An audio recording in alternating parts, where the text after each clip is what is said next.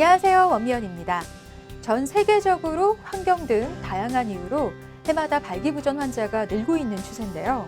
미국의 경우 남성 3천만 명 이상이 발기부전으로 고통을 받고 매년 약 2만여 명의 남성들이 발기부전 수술을 선택한다고 합니다.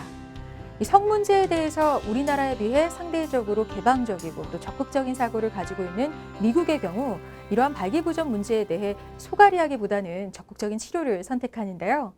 오늘 이 시간 숨기고 고민만 했던 남성들의 질환, 발기부전 치료에 대해서 실제 사례를 통해 시청자 여러분께 좀 알려드리려고 합니다. 비뇨기과 전문의 박성훈 원장님 모셨습니다. 원장님 안녕하세요. 안녕하십니까.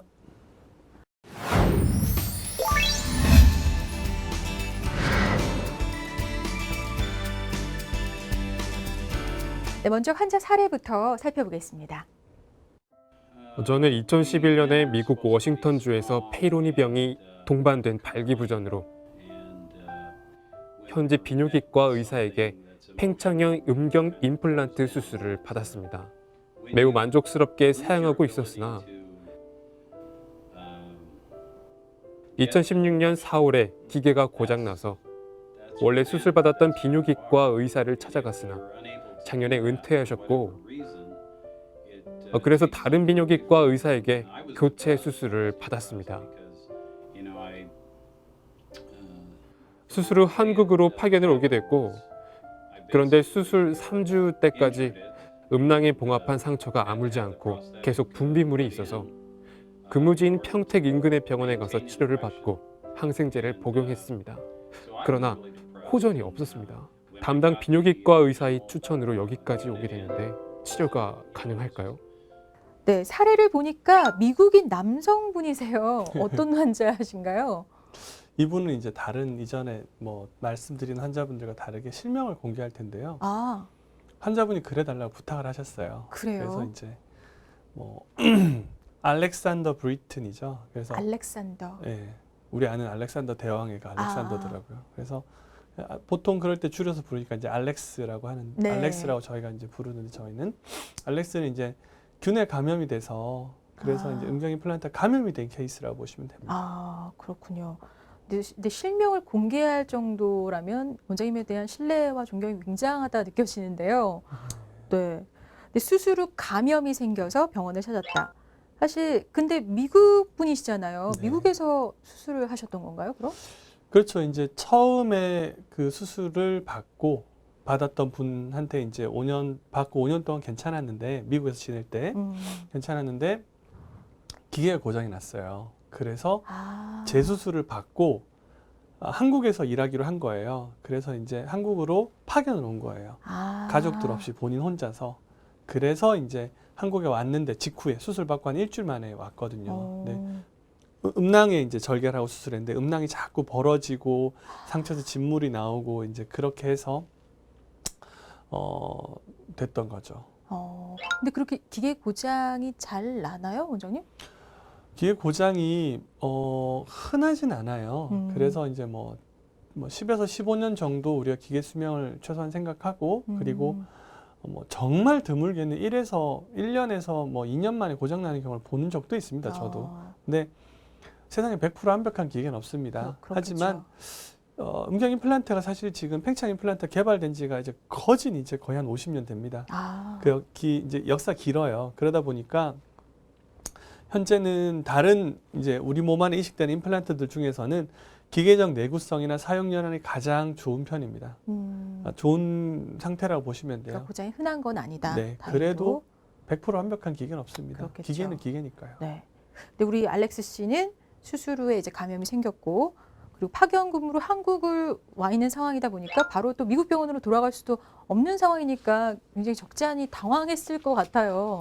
네. 그렇죠. 이게 이제 그 알렉스 같은 경우에는 한국에 혼자 왔고 이제 처음에 이게 그런 문제라는 걸 몰랐어요. 이게 그냥 음낭의 상처가 잘 안 아물겠거니 피부가 벌어지겠거니 그래서 그 평택에 이제 인근 병원을 간 거죠. 가서 거기 비뇨기과 선생님한테 잘 치료를 받았어요. 치료를 받았는데 음낭을 이제 다시 이제 보강압을 한 거죠. 안에 살짝 세척을 하고 그랬는데 얼마 지나서 또 벌어지고 또 그 진물이 나기 시작하는 거예요.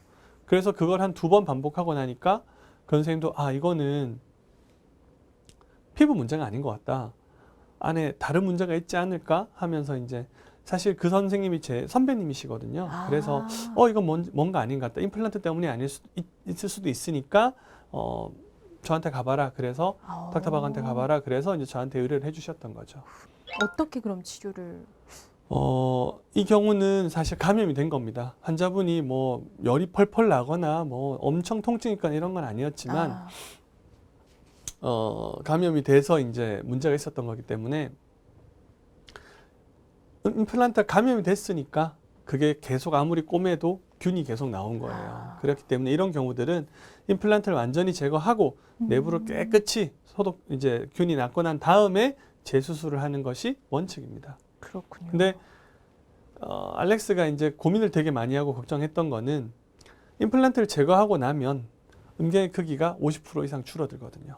감염이 되고 나면은 감염이 된 임플란트 제거하면 그렇게 되는데 그걸 본인이 되게 걱정하더라고요. 네. 그래서 뭐 사실 제가 그런 걸 좋아하는 편은 아니에요. 최근에 연구된 거 시도하고 이거 좋아하지 않아요. 왜냐하면은 그게 뭐 이렇게 얘기하면 좀 제가 이기적일 수도 있지만은 다른 의사, 제 환자 아닌 다른 환자들에게 다른 의사들이 시도해보고 그리고 그게 입증이 되면 그 다음에 저는 하는 걸 선호하거든요. 네. 근데 이 경우에는 어쩔 수가 없었어요. 왜냐하면은 이게 나온 지가 뭐 얼마 안 된 기술이에요. 뭐 한 1년도 안 된 기술이라 음경의 크기가 감염된 걸 제거하고 나더라도 임플란트 제거해도 줄어들지 않게 하는 방법이 있었거든요. 그래서 그래요?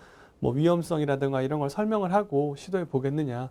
비용도 좀 더 많이 들고 근데 본인이 그렇게 하겠다라고 해서 이제 그렇게 음경이 크게 줄어들지 않게끔 이제 도와줄 수가 있었던 거죠. 그렇군요. 그럼 음경이 줄어들지 않는 그런 시술법으로 수술을 받으신 거고. 그래서 해서 이제 뭐 그 줄어들지 않게 해놨다가 6에서 7주 있다가 사실은 이제 그 다시 임플란트를 넣어줬었어요. 왜냐하면 그 기간 안에는 감염도 좀 잡고 몸도 회복을 해야 되니까 그렇게 해서 이제 재수술을 했었는데요.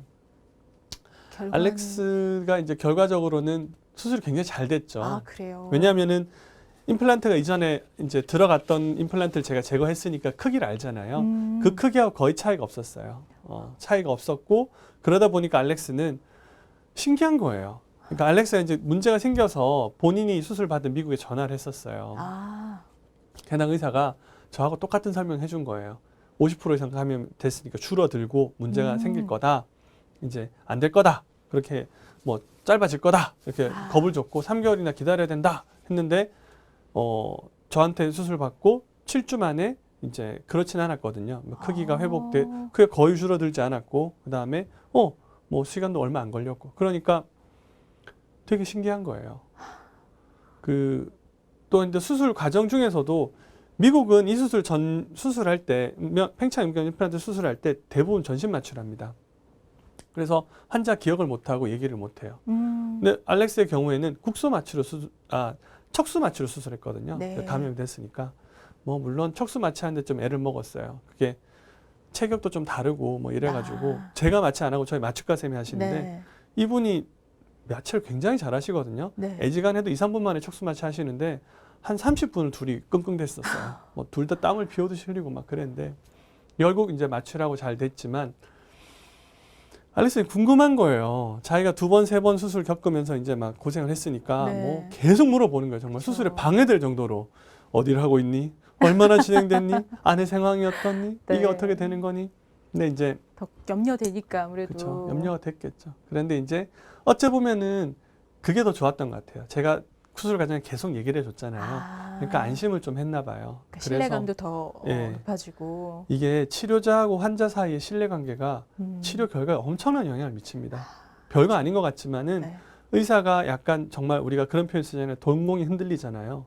그럼 환자가 그때부터 의사의 혹은 의료진의 그런 치료 방향 지침을 따르지 않을 가능성이 높아져요. 그건 치료 결과에 악영향을 미칩니다. 그렇기 때문에 알렉스는 그러지 않았어요. 그래서 이제 뭐 경과도 굉장히 좋았어요. 뭐 본인 뭐 굉장히 만족하고 또 지금 이제 그렇게 잘 됐죠. 그렇군요. 그러니까 사실은 이렇게 사례자분의 이름을 공개해도 된다라고 할 정도로 나오셨던 것 같아요. 그만큼의 신뢰가 있고 또 만족감이 있었다는 뜻 같은데, 그래서 굉장히 만족하신 만큼 또 굉장히 적극적으로 홍보를 해주고 계시다고요. 알렉스가 이제 수술이 끝나고 나서 저한테 물어보는 거예요. 이거 근간에 뭐가 있냐면은 미국 사람들은 자신들의 의료 기술, 뭐 변호사들, 뭐 이런 그런 거에 대한 특히 의료 기술에 대해서는 자부심이 엄청납니다. 대단합니다. 우리가 세계 최고야라는 그게 있어요. 네. 근데 그 미국에서 안 되던 거를 한국에 와서 이제 가능했으니까 또 사실 비용 면에서는 거기가 저희보다 한 2-3배 이상 훨씬 비싸거든요. 그래요. 그게 이제 신기했던 거예요. 그게 신기했던 거예요. 그래서 처음에는 저한테 계속 물어봤던 게 닥터 박, 너 왜 영어 홈페이지가 없니? 내가 너를 뭐 사이트에서 찾으려고 하니까 검색 엔진에 찾으니까 잘 안 나오더라 너. 너 왜 영어 홈페이지가 없어? 그냥 특별히 아직까지 나는 그렇다 그랬어요. 그래서 얼마 지나고 난 뒤에 이메일이 알렉스한테 왔어요. 와서는 그 링크를 하나 걸어줬어요. 유튜브 영상 링크였거든요. 네. 클릭해서 눌러보니까 이제 알렉스가 자기 얼굴을 이렇게 대고 핸드폰으로 찍었어요. 영상을. 그래서 내가 지금부터 얘기하고자 하는 건 하면서 얘기하는 내용이 내가 이러이러한 일을 겪었고 이러이러하게 했고 그래서 내가 지금 이 얘기를 이만큼 해서 닥터박한테 치료받았다. 어느 병원이다. 근데 내가 지금 이야기를 하는 이유는 분명히 나 같은 고민을 하고 괴로움을 안고 사는 당신들이 있을 거다. 제가 누차 생각해 보지만 발기부전은 이 남성의 심리적인 그 마음에 미치는 영향이 크거든요. 고민하지 마라. 너희도 나처럼 치료를 잘 받아라. 그러면서 내용에 자기 생각에 자기도 부끄럽다 이게. 그러나 좋은 건 나누는 게 필요하지 않겠냐. 누군가는 해야 되지 않을까? 그리고 그런 얘기를 너랑 같이 했으면 좋겠다. 그래서 이제 인터뷰도 하게 됐고 그런 일들이 생긴 겁니다. 근데 자기 얼굴까지 공개하면서 그런 사실을 밝히고 또 홍보하는 게 쉽지는 않았을 텐데 그 알렉스라는 분도 참 멋있는 것 같고요. 그만큼의 그 원장님에 대한 믿음이 있었던 게 아닌가라는 생각이 듭니다. 참 뿌듯하셨을 것 같아요. 문화적인 차이가 확실히 있긴 있는 것 같아요. 그 미국 사람들도 부끄러워해요. 자기가 수술 받았다는 거. 왜냐하면 그래요? 남자가 강해야지 그런 게 있는데 네네. 그거를 어떻게 보면 이제 내보여야 되는 거잖아요. 드러내고 싶은 거는 아닌 거죠. 약한 부분을. 근데 그렇게 생각하는 게 아니라 우리나라 환자분들도 내 친구한테 소개해 줄게 그래서 진짜 친구분들 몇 명 같이 오시는 경우들은 있어요. 근데 대중에게 공개되는 퍼블릭에게 공개되는 것 내가 알지 못한 대중에게 공개되는 거는 극도로 꺼리세요. 그쵸. 부끄러우니까요. 맞아요. 근데 이분은 그러지 않은 거예요. 그러니까 그 이유가 나 잤어 자랑스러워 이게 아니고 이런 좋은 정보는 다른 분들도 고민하지 마라. 그렇게 이제 얘기해 주고 싶었던 것 같습니다. 그렇군요. 사실 이제 세계 최초의 팽창형 음경 임플란트는 미국 의사에 의해서 개발이 됐고 또 발기부전 수술에 있어서 미국이 사실 본고장이라고 할 수 있는데 그곳에서 수술했던 환자에게 인정받은 것도 사실 참 대단하다는 생각이 들고요. 의사로서 자부심도 상당히 느끼셨을 것 같습니다. 자, 이번 알렉스의 경우를 좀 보니까 우리나라도 자신의 성 문제에 대해서 좀 적극적으로 좀 대처했으면 좋겠다라는 생각이 듭니다. 우리나라의 경우 이런 문제를 드러내기 꺼리는 분위기 때문에 숨기고 또 속앓이하고 우울증 등 더 큰 병으로 키우는 경우가 많은데요. 적극적으로 대처해서 보다 활기차고 행복한 생활 누리시면 좋을 것 같습니다. 원장님 오늘도 좋은 말씀 고맙습니다. 감사합니다.